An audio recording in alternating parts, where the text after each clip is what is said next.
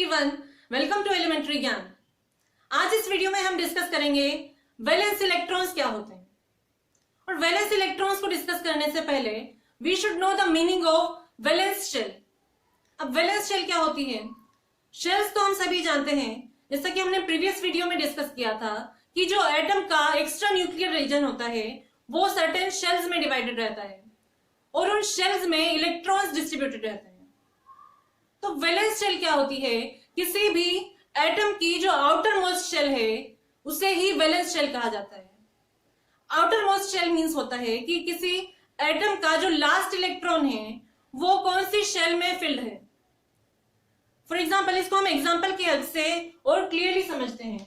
अगर मैं sodium atom की बात करूं तो सोडियम एटम का इलेक्ट्रॉनिक कॉन्फ़िगरेशन क्या हो जाएगा? सोडियम एटम का एटॉमिक नंबर होता है Na से रिप्रेजेंट करते हैं सोडियम को, और इसका एटॉमिक नंबर कितना होता है? 11। एटॉमिक नंबर से हमें क्या पता चलेगा? इसमें प्रेजेंट नंबर ऑफ इलेक्ट्रॉन्स पता चलेंगे, तभी तो हम उसका इलेक्ट्रॉनिक कॉन्फ़िगरेशन कर पाएंगे। और इलेक्ट्रॉनिक कॉन्फ़िगरेशन से ही हमें ये पता चलेगा कि उसकी आउटर मोस्ट शेल कौन सी है। तो इसमें प्रेजेंट इलेक्ट्रॉन्स कितने हैं? 11। अब इन इलेक्ट्रॉन्स को डिस्ट्रीब्यूट कैसे करना है, हम इसका इलेक्ट्रॉनिक कॉन्फ़िगरेशन लिख लेंगे। और इलेक्ट्रॉनिक कॉन्फ़िगरेशन कैसे किया जाता है? सबसे पहले इलेक्ट्रॉन्स फिल किए जाएंगे लोएस्ट शेल में, जो कि होती है kth shell. Then L shell में जाते हैं, उसके बाद एम शेल में इलेक्ट्रॉन्स फिल होते हैं। ठीक है, तो 11 अपने पास इलेक्ट्रॉन्स है, हमें इन शेल्स में फिल करने हैं। तो के शेल में सबसे पहले फिल करेंगे, लेकिन के शेल की मैक्सिमम कैपेसिटी कितनी होती है? 2 इलेक्ट्रॉन्स रखने की। तो 2 इलेक्ट्रॉन्स इस के शेल में फिल कर दिए। ठीक है, अब 2 इलेक्ट्रॉन के शेल में चले गए तो कितने बचे हमारे पास? 11 - 2 9 इलेक्ट्रॉन्स। और 9 इलेक्ट्रॉन्स हमें फिल करने हैं अब नेक्स्ट शेल में। नेक्स्ट शेल कौन सी है? L shell. तो क्या इसमें 9 इलेक्ट्रॉन फिल किए जा सकते हैं? नहीं किए जा सकते, क्योंकि इसकी मैक्सिमम कैपेसिटी होती है 8 इलेक्ट्रॉन्स की। ये 8 इलेक्ट्रॉन्स ही इसमें फिल किए जा सकते हैं, तो 8 इलेक्ट्रॉन हम यहां फिल कर देंगे। ठीक है, अब कितने बचे? 10 इलेक्ट्रॉन्स हमने के और एल शेल में फिल कर दिए, तो सिर्फ एक ही इलेक्ट्रॉन बचे, वो किसमें चला जाएगा? नेक्स्ट शेल में, जो कि है एम शेल। तो ये इसका इलेक्ट्रॉनिक कॉन्फ़िगरेशन हो गया 281। अब यहां आप देखिए, ये जो एम शेल है, मतलब इस सोडियम एटम का जो लास्ट इलेक्ट्रॉन फिल हो रहा है वो एम शेल में फिल हो रहा है। तो ये जो एम शेल है ये क्या हो गई? इसकी आउटर मोस्ट शेल, और इसे ही क्या कहा जाता है? Valence shell. वैलेंस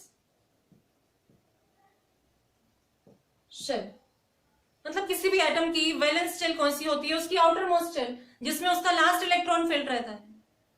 अब वैलेंस इलेक्ट्रॉन्स क्या होते हैं? ये जो वैलेंस शेल है इसमें जितने नंबर ऑफ इलेक्ट्रॉन्स प्रेजेंट हैं वही क्या होते हैं? इसके valence electrons.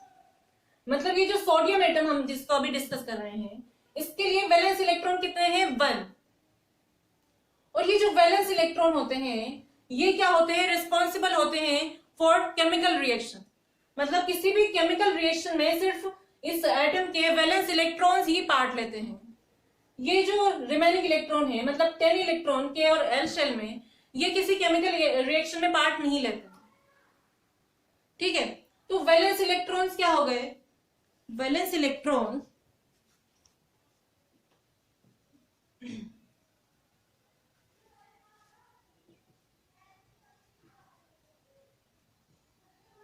valence electrons are the electrons present in the valence shell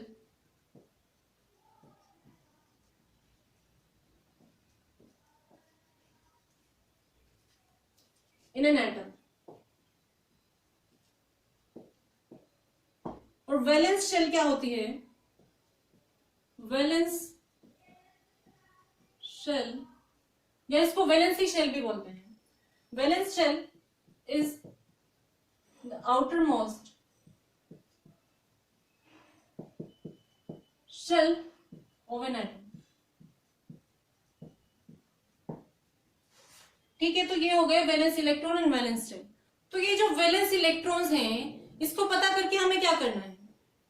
actually valence electrons are responsible for chemical reactions. किसी भी केमिकल रिएक्शन में सिर्फ वैलेंस इलेक्ट्रॉन्स ही पार्ट लेते हैं, ये जो रिमेनिंग इलेक्ट्रॉन्स हैं ये केमिकल रिएक्शन के लिए रिस्पॉन्सिबल नहीं होते हैं। तो इन वैलेंस इलेक्ट्रॉन्स की सिग्निफिकेंस क्या है ये हम डिस्कस करेंगे।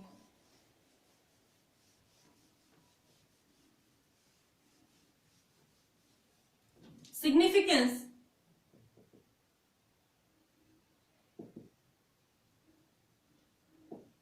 Of valence electrons. तो हमने अभी जस्ट डिस्कस किया कि ये वैलेंस इलेक्ट्रॉन रिस्पॉन्सिबल होते हैं केमिकल रिएक्शंस के लिए, are responsible for the chemical changes और chemical reaction.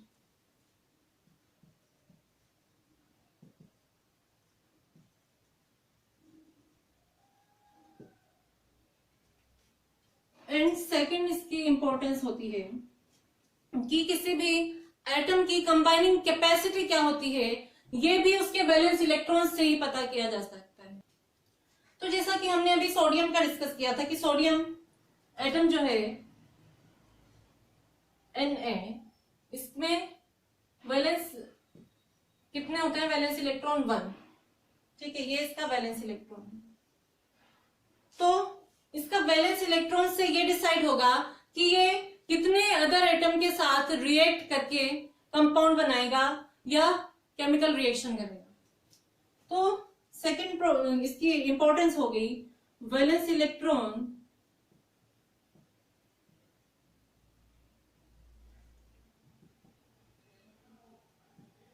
decide the combining capacity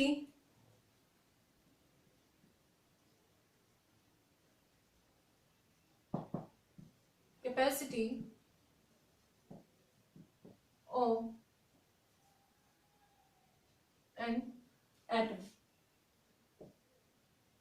और कंबाइनिंग कैपेसिटी को ही क्या कहते हैं? वैलेंसी, जो कि हम नेक्स्ट वीडियो में डिटेल में डिस्कस करेंगे। तो ये हो गया इसका सेकंड सिग्निफिकेंस। अब ये जो वैलेंस इलेक्ट्रॉन होते हैं, जिन एलिमेंट के वैलेंस इलेक्ट्रॉन सेम होते हैं उनकी केमिकल प्रॉपर्टीज भी क्या होती हैं? सेम होती हैं। सेम, और we can say the elements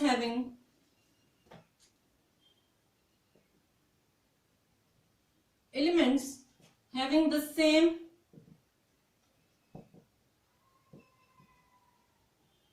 or equal number of valence electrons possess the same chemical properties।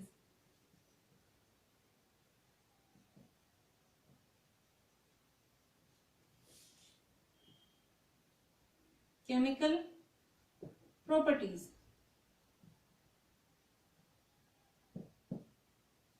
इसको एग्जांपल की हेल्प से समझते हैं। जैसे कि हमने अभी सोडियम डिस्कस किया था। अब अगर मैं बात करूं पोटेशियम की, तो पोटेशियम क्या होता है? K, और इसमें कितने इलेक्ट्रॉन्स होते हैं? जितना कि इसका एटॉमिक नंबर है, और इसका एटॉमिक नंबर होता है 19, तो इसमें 19 इलेक्ट्रॉन्स होते हैं। अब इसकी आउटर मोस्ट शेल कैसे पता चलेगी हमें? इसके इलेक्ट्रॉनिक कॉन्फ़िगरेशन से, और इसका इलेक्ट्रॉनिक कॉन्फ़िगरेशन क्या हो जाएगा? 2 8 8 1। तो आउटर मोस्ट शेल कौन सी हो गई? KLMN। KLMN, क्योंकि इसका लास्ट इलेक्ट्रॉन जो है वो N शेल में है, तो आउटर मोस्ट शेल में 1 इलेक्ट्रॉन है। यही क्या डिसाइड कर रहा है? इसका valence electron. That means potassium के पास भी क्या है? 1 वैलेंस इलेक्ट्रॉन है, और सोडियम के पास भी 1 वैलेंस इलेक्ट्रॉन है। इसलिए पोटेशियम और सोडियम इन दोनों की जो केमिकल प्रॉपर्टीज होती हैं वो सेम होती हैं। ये दोनों ही क्या होते हैं? सॉफ्ट मेटल्स होते हैं, और ये दोनों ही आयंस का फॉर्मेशन करते हैं, केटायंस का। तो मतलब क्या होगा कि ये जो वैलेंस इलेक्ट्रॉन है ये एलिमेंट्स की केमिकल प्रॉपर्टीज डिसाइड करते हैं, और जिन एलिमेंट्स के वैलेंस इलेक्ट्रॉन सेम होते हैं उनकी केमिकल प्रॉपर्टीज भी सेम होती हैं। अब नेक्स्ट पॉइंट क्या हो जाएगा, जिन एलिमेंट्स के वैलेंस इलेक्ट्रॉन्स डिफरेंट होंगे उनकी केमिकल प्रॉपर्टीज भी डिफरेंट होती हैं। Elements having different number of valence electrons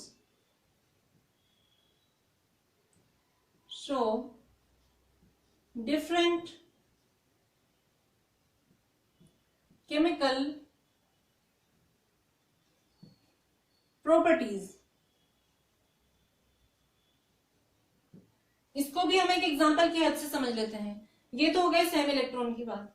अब अगर मैं कार्बन एटम की बात करूं तो कार्बन एटम क्या होता है, C, इसमें कितने इलेक्ट्रॉन्स होते हैं, 6 इलेक्ट्रॉन्स, बिकॉज इसमें 6 ही प्रोटॉन प्रेजेंट होते हैं। और ये किससे पता चलता है, इसके एटॉमिक नंबर से। तो इसका इलेक्ट्रॉनिक कॉन्फ़िगरेशन क्या हो जाएगा, 2, H शेल में तो 2 इलेक्ट्रॉन, रिमेनिंग 4 इलेक्ट्रॉन जाएंगे L शेल में। ये होगा इसका इलेक्ट्रॉनिक कॉन्फ़िगरेशन। तो इसकी आउटर मोस्ट शेल देखिए आप, L शेल में 4 इलेक्ट्रॉन्स हैं, दैट मीन्स इसका वैलेंस इलेक्ट्रॉन क्या होगा, 4। और हमने अभी ये सोडियम देखा था, इसमें वैलेंस इलेक्ट्रॉन 1 है। तो इन दोनों की जो केमिकल प्रॉपर्टीज हैं वो अलग अलग इसलिए हैं क्योंकि इनकी वैलेंस इलेक्ट्रॉन्स अलग अलग हैं।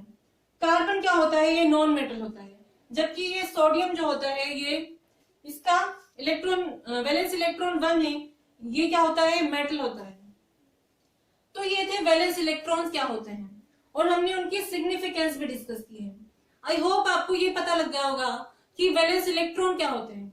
और ये पता कैसे चलेगा, किसी भी एलिमेंट के आउटर मोस्ट शेल में कितने इलेक्ट्रॉन्स प्रेजेंट हैं, ये हमें उसके इलेक्ट्रॉनिक कॉन्फ़िगरेशन से पता चलता है। और वैलेंस शेल में जितने इलेक्ट्रॉन्स हैं वो क्या होते हैं, उसके वैलेंस इलेक्ट्रॉन। और ये वैलेंस इलेक्ट्रॉन उसकी वैलेंसी डिसाइड करते हैं कि वो कितने एटम्स के साथ क्या करेगा, कंबाइन करके कंपाउंड का फॉर्मेशन करेगा। और भी केमिकल प्रॉपर्टीज इन्हीं वैलेंस इलेक्ट्रॉन्स पर बेस्ड होती हैं। अब हम नेक्स्ट वीडियो में वैलेंसी डिस्कस करेंगे। सो आज के लिए बस इतना ही। Now I will see you in the next video. Till then keep learning and thank you.